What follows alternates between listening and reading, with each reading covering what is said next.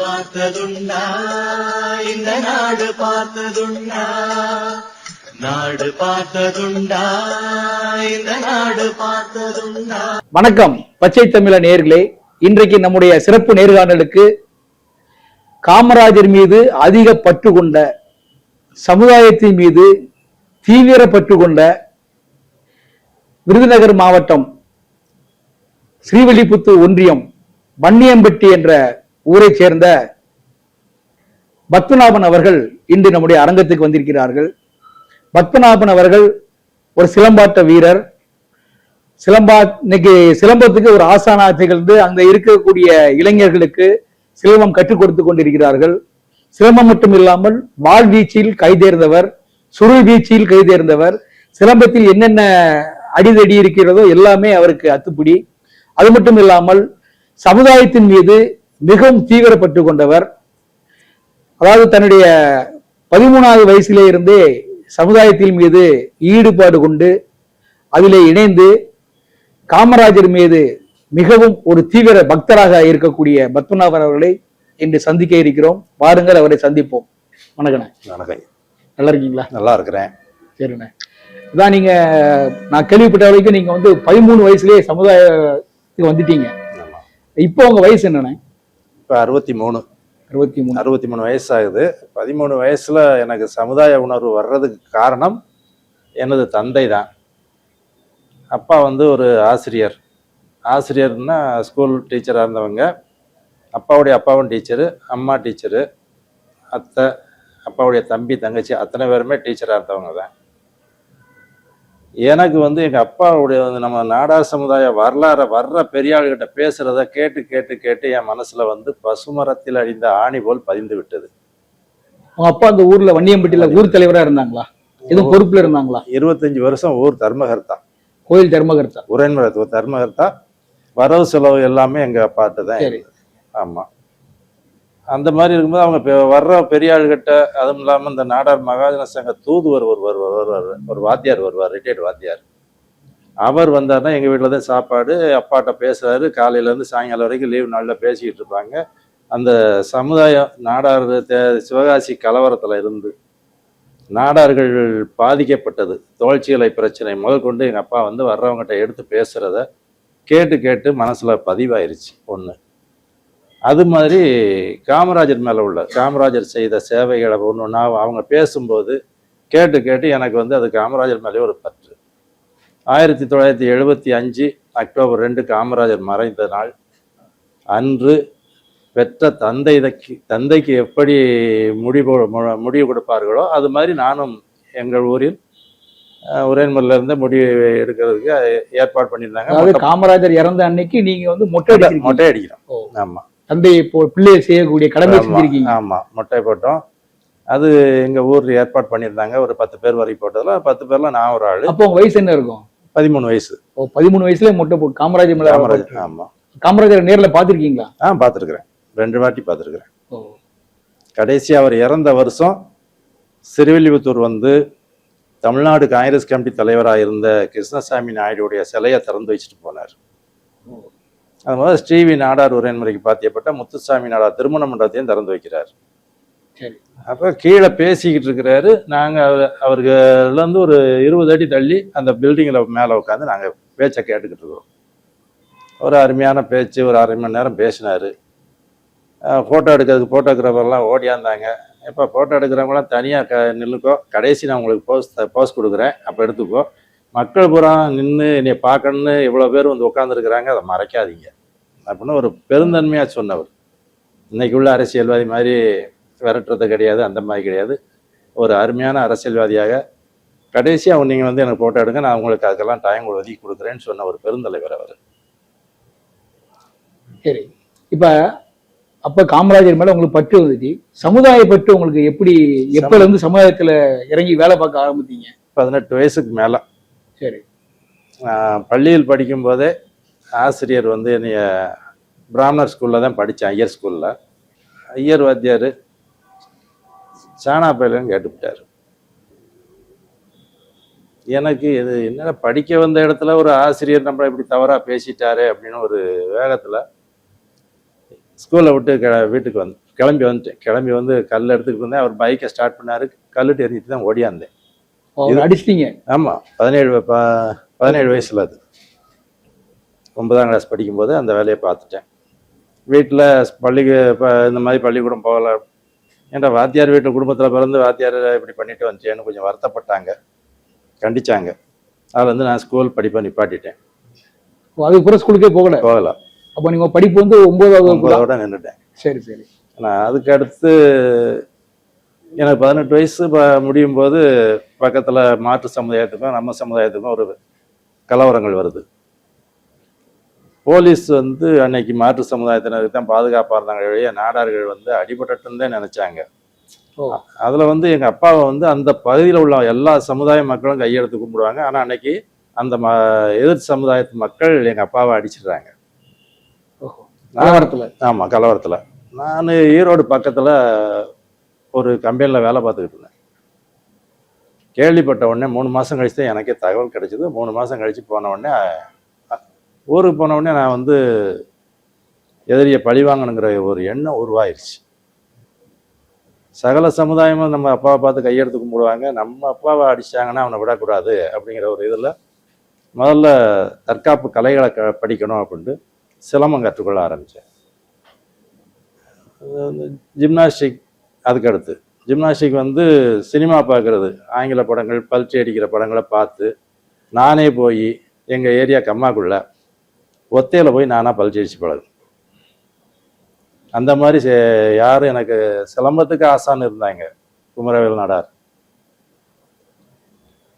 ஆனால் எனக்கு இதுக்கு வந்து ஜிம்னாஸ்டிக் வந்து எனக்கு ஆசான் கிடையாது. நானாத்தான் பழகினேன். பழகியதை திருப்பி மற்ற நம்ம பையங்களுக்கு ஒரு 60-70 பையங்களுக்கு ஜிம்னாஸ்டிக் சொல்லி கொடுத்தேன்.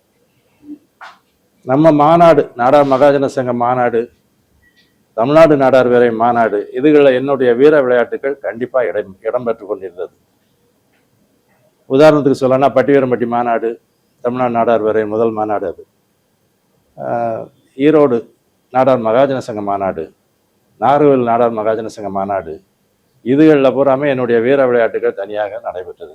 கடைசியாக கூட கும்பகோணம் நாடார் மகாஜன சங்க மாநாட்டில் என்னுடைய ஸ்டேஜில் எனக்கு 1 மணி நேரம் விளையாட பெர்மிஷன் கொடுத்தாங்க. எங்களுடைய விளையாட்டை பார்க்கும்போது நல்லா இருந்தால் ஒரு 7-8 வயசு குழந்தையிலேருந்து சிலம்பம் சுத்த வச்சுருப்பேன். அந்த குழந்தையும் பம்பரமாக சுத்தணும். எனக்கு அவங்க கம்பு வீசும்போது, சுருளால் வீசும்போது அந்த கம்போட இறைச்சல் கேட்கணும். அந்த அளவுக்கு விளையாட்டு சொல்லி கொடுப்பேன். அந்த காற்றோட சவுண்டு கேட்கணும். காற்றுல இறையிற சத்தம், அது ஸ்பீடாக சுத்தினாத்தான் அந்த இறைச்சல் கேட்கும். இந்த மாதிரி பிள்ளைகளை உருவாக்கி விட்டுக்கிட்டு இருக்கேன். இப்போ ஒரு உடம்புக்கு முடியாத சூழ்நிலை வந்த பிறகு ஒரு 4 வருஷமா நான் சிலம்பம் சொல்லி கொடுக்கல. மீண்டும் பழையபடி ஆரம்பிச்சு சொல்லி கொடுக்க போறேன். இது முழுக்க என் சமுதாய மக்களுக்கு மட்டும்தான் நான் சொல்லி கொடுத்துட்டு இருக்கிறேன். இதுக்கு யார்ட்டையுமே நான் வந்து கூலியோ எதுவுமே வாங்கினது கிடையாது. இப்போ நீங்க வந்து தமிழ்நாடு நாடார் பேரவையில் மாநில துணைத் தலைவரா பதவி வகிக்கிறீங்க. ஆமா. அது வந்து இப்போ தமிழ்நாடு நாடார் பேரவையில் உங்களுடைய செயல்பாடுகள் உங்க மாவட்டத்திலையும் இல்லை, மாவட்டத்திலையும் சரி, தமிழகம் முழுக்க உங்க செயல்பாடு எப்படி போயிட்டு இருக்கு? தமிழ்நாடு நாடார் பேரவையுடைய தலைவர் அவங்க எப்படி உங்களை வழி நடத்திட்டு இருக்காங்க? அதாவது தமிழ்நாடு நாடார் பேரவை ஒரு மீட்டிங் நடக்குது அப்படின்னா அங்க எந்த வருஷம் நீங்க அதுல போய் இணைஞ்சீங்க? தமிழ்நாடு நாடார் பேரவை. தமிழ்நாடு நாடார் பேரவை உருவாக்குன 10 பேர்ல நான் ஒரு ஆளு. ஓ, எந்த ஆண்டு இது? 89ல் சிறுவில்லிபுத்தூர் வட்டாரங்கள்ல நாடார் இளைஞர் பேரணின்னு வச்சிருந்தோம். அப்ப எனக்கு வந்து காலஞ்சென்று அறிவானந்த பாண்டியன் ரொம்ப நெருக்கமானார்.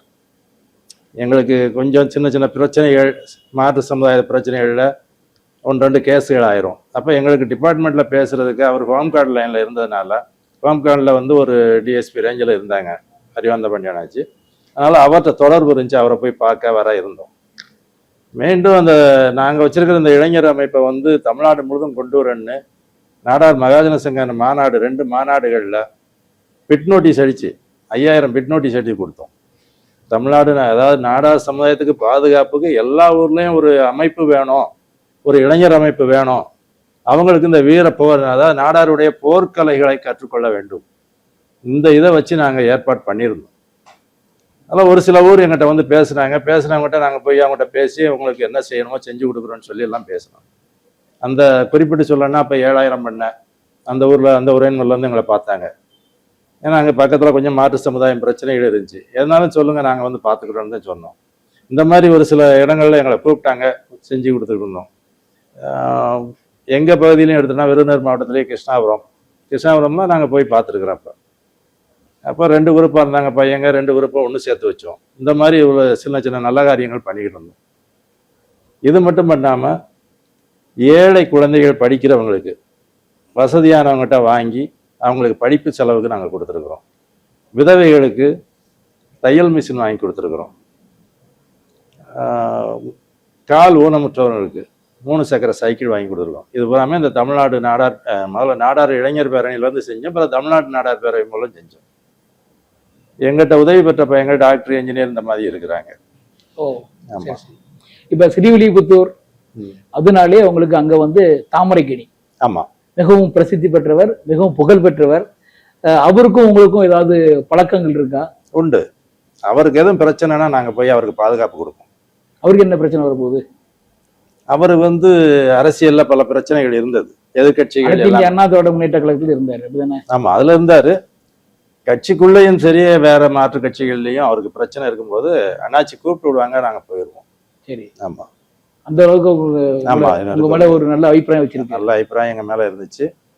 தம்பி வாங்க போங்கன்னு தான், என்னைய விட 10 வயசு 15 வயசு கூட இருப்பாரு. ஆனா தம்பி வாங்க தம்பி போங்க தம்பி தான் என்னைய கூப்பிடுவார். அந்த அளவுக்கு என் மேல மரியாதை வச்சிருந்தாரு. சரி சரி. அதே மாதிரி இப்ப வந்து விருதுநகர் மாவட்டத்துல வந்து அதாவது குறைஞ்சது ஒரு 150க்கு மேற்பட்ட உரையின் நாடார் உரையின் நாடார் சங்கங்கள் அங்க இருக்கு. ஆமா. அந்த சங்கங்கள்லாம் உங்களுக்கு எப்படி, உங்களுக்கு ஒத்துழைப்பு கொடுக்குறாங்களா, இல்ல அவங்களுக்கு உங்களுக்கு அறிமுகம் இருக்குதா? அத்தனை உரைமுறையும் நான் போயிருக்கிறேன். நான் விருதுநகர் மாவட்டத்தில் நான் போகாத உரைமுறை கிடையாது. அனைத்து உரைமுறைக்கும் போயிருக்கிறேன். சமுதாய சர்வீஸ் எந்த ஊருக்கு தேவையோ அந்த ஊருக்கு நான் போகத்தான் செய்வேன். எந்த ஊர்ல அதே மாதிரி சமுதாய பிரச்சனைகள் இருக்கும்போது நான் போயிருக்கிறேன். சமுதாய பிரச்சனைக்கு போயிருக்கீங்க? ஆமா. இல்ல விருதுநகர்ல பொதுவாகவே என்ன சொல்லுவாங்கன்னா, நாடார்கள் வந்து அதாவது என்ன சொல்றது, அதாவது உயர்மட்ட நாடார்கள், அதாவது வசதி படைத்த நாடார்கள், அப்புறம் வந்து சாதாரண எளிமையான நாடார்கள் இருக்கிறாங்க. அங்க வந்து சிவகாசி இருக்கு. சிவகாசி வந்து பட்டாசு தொழில இன்னைக்கு வந்து அதாவது குட்டி சிங்கப்பூர்னு சொல்ற அளவுக்கு பெயர் பெற்றது. அதுல முன்னிலைப்படுத்தினது ஃபுல்லாமே அங்க இருக்கக்கூடிய உயர்மட்ட நாடார்கள், வசதி படைத்தவர்கள். அவங்க வந்து நம்ம கீழே இருக்கக்கூடிய நாடார்களுக்கு கண்டுக்கிறது இல்லை, உதவி பண்றது இல்லை அப்படின்னு ஒரு பேச்சு இருக்க. அது எப்படி? அது வந்து பெரிய முதலாளிகிட்ட நாங்க அதிகம் நெருங்குறதும் கிடையாது. நீங்களே போறதில்லை? நாங்க போறது கிடையாது. ஏதாவது 1-2 இந்த காலேஜ் சீட்டு இந்த மாதிரி இருந்தா வேணா போய் ஆனாச்சு இந்த மாதிரின்னு சொல்லி கேட்போமே வெளியே. மற்றபடி அவங்ககிட்ட போய் நாங்க அவங்களுக்கு உதவி செய்யுங்க இவங்களுக்கு அந்த மாதிரி நாங்க அவங்ககிட்ட போறது கிடையாது. அவங்களும் அதை பெருசா எடுத்துக்கிட மாட்டாங்க. அவங்களும் உரைமுறை வேணும் வராது, அந்த மாதிரி வரமாட்டாங்க. ஆமா. ஆனா உரைமுறைகள்ல இப்ப பள்ளிகள் கட்டுறான், ஸ்கூல் கட்டுறோம் அப்படின்னு போய் அவங்ககிட்ட டொனேஷன் கேட்டா அவங்க ஒரு 50,000 1 லட்சம் அந்த மாதிரி டொனேஷன் கொடுக்கறது உண்டு. பள்ளிகளுக்கு நாடார் உரைமுறையை சேர்ந்த பள்ளிகளுக்கு கட்டடம் கட்டி கொடுக்க சொல்லி வாய்ப்பு அவங்ககிட்ட கேட்டோம்னா கட்டடம் கட்டி கொடுத்துருக்குறாங்க. இப்போ உதாரணத்துக்கு சொல்லனா, எங்க வன்னியம்பட்டி நாடார் உரைமுறை ஸ்கூலுக்கு ஸ்டாண்டர்டு முதலாளி வந்து எங்களுக்கு பள்ளி கட்டடம் கட்டி கொடுத்துருக்காங்க. காளீஸ்வரி முதலாளி கட்டி கொடுத்துருக்குறாங்க. இந்த மாதிரி வந்து அவங்க செஞ்சு கொடுத்துருக்குறாங்க. காமராஜர் இறந்த போது அவருக்காக நீங்க முட்டை அடிச்சிருக்கீங்க. ஆமா. உங்க அதாவது பொதுவாகவே வந்து விருதுநகர் மாவட்டத்துல வந்து காமராஜருக்கு நிறைய சிலைகள் இருக்கு. ஆமா. இப்போ உங்க ஊர் வன்னியம்பட்டியில காமராஜருக்கு சிலை இருக்குதா? 75ல இறந்த உடனே எங்க ஊர்ல இருந்து அந்த நேரத்திலேயே வந்து எங்க அண்ணன் தலைமையில, அண்ணன் வந்து ஆர்மியில இருந்தாங்க. அப்ப லீவ்ல தற்சமயம் லீவ்ல வந்திருந்தாங்க. வந்த உடனே எங்க ஊரும் பக்கத்துல உள்ள நூர்சாயிபுரம் பொட்டல்பட்டின்னு ஒரு ஊர். இது எங்க ஐயாப்பா வந்து அந்த ஊர்ல பள்ளிக்கூடம் சொந்தமா கட்டியிருந்தாங்க. அப்பா காலத்துல அப்பா அதுல நிர்வாகம் பார்த்தாங்க, அவங்கள வாத்தியாரா இருந்தாங்க. இப்போ உரைமுறைக்கு கேட்கும்போது அந்த உரைமுறைக்கு அந்த பள்ளிக்கூடத்தை தானம் பண்ணிட்டாங்க, தர்மமா கொடுத்துட்டாங்க. அந்த கொடுத்ததும் அந்த உரைமுறைக்கும் எங்க உரைமுறைக்கும் ரொம்ப நெருக்கமா இருக்கும். இந்த 2 உரைமுறையும் சேர்ந்து உடனடியாக ஒரு லாரி பிடிச்சி காமராஜர் இறந்ததுக்கு சென்னை வந்துட்டாங்க. சரி. லாரியில 150 பேருக்கு அதிகமான ஆள்களை ஏத்திட்டு வந்தாங்க. ஏத்திட்டு வந்து இங்க வந்து காமராஜருடைய அடக்கம் செய்கிற வரைக்கும் இருந்துட்டு அதுக்கு பிறகு லாரியில் திரும்பி வந்தாங்க. வந்த உடனே எங்கள் அப்பா தலைமையில் ஒரு கமிட்டி போட்டு உடனடியாக காமராஜருக்கு சிலை வைக்கணும் அப்படின்னு சொல்லி 75 காமராஜர் இறந்தார். 75 முதல் சிலை எங்கள் சிலை வேணும்னு சொல்லி அந்த சின்ன கிராமம் தான் எங்களுக்கு. அன்னைக்கு 200 வீடு 250 வீடு, வசதியானவங்க கம்மி தான். அந்த இதுலேயுமே ஒரு சிமெண்ட் சிலையாவது வச்சிடணும்னு சொல்லி அழகா ஒரு மண்டபம், ஒரு அம்மனுக்கு கோயில் கட்டுற மாதிரி ஒரு மண்டபம் கட்டி அதுக்குள்ள காமராஜர் சிலையை வச்சு இன்னைக்கு வரைக்கும் அதை நாங்கள் பராமரித்து வச்சுக்கிட்டு இருக்கோம். அது மட்டும் கிடையாது, இன்னைக்கும் ஊரில் ஒரு 60% ஆகுது அவங்க பொண்ணுக்கோ பையனுக்கோ கல்யாணம் பண்ணா காமராஜர் சிலைக்கு வாழை நட்டுவாங்க. கோயிலில் வாழை நட்டுற மாதிரி காமராஜர் சிலைக்கு வாழை நட்டி மணமகளை சுற்றி வரும்போது காமராஜர் சிலைக்கு விடலை எறியறதும் உண்டு. இன்னமும் இருக்குது? இன்னமும் உண்டு. ஓ, சரி சரி சரி. இப்ப நீங்க சொல்லும் போது காமராஜர் இறந்த அந்த துக்க வீட்டுக்கு போயிட்டு வந்து சிலையை வச்சிருக்கீங்க. ஆமா. அப்ப தமிழ்நாட்டுல வந்து காமராஜருக்கு வைக்கப்பட்ட முதல் சிலையை உங்க எடுத்துக்கலாமா? இல்ல, முதல் காமராஜர் உயிரோடு இருக்கும் போதே ஜிம்கான சென்னையில சிலை வச்சுட்டாங்க. அவர் இறந்த பிறகு முதல் அட்வான்ஸ் போட்ட சிலை எங்க சிலை. ஆனா அந்த சிற்பி ஜெகநாதன் சிற்பி, எனக்கு எங்க அப்பா சொல்லுவாங்க சின்ன வயசுல சொன்னது எனக்கு மனப்பாடமா இருக்கு.